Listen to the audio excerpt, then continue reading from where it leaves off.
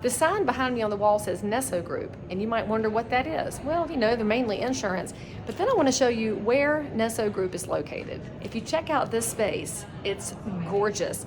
In real estate, we're going to call this adaptive reuse because this building used to be a bolt factory, and bolts just aren't made in this building anymore, and so this beautiful brick facility just sat empty until Ty came in and said, I got a vision, and turned it into this brightly lit, open working environment where you can see insurance agents, you can see actually some co-working offices, some creative spaces, an opportunity for videographers to come in and create content for companies that need something done. Adaptive reuse is one of the best things we're seeing in the commercial space right now.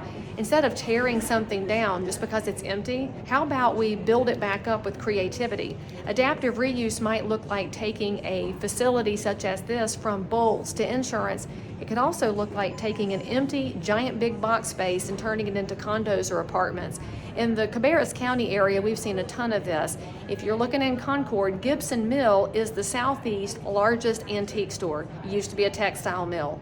You've also got Lock Mill right in the middle of downtown Concord.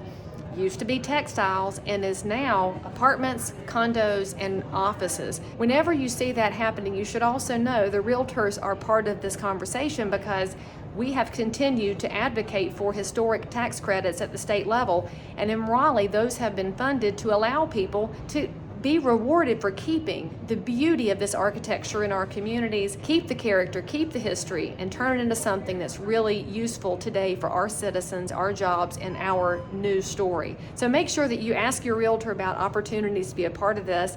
Maybe you're the person with a vision and you need some investors behind you, or maybe you're an investor who needs somebody with vision.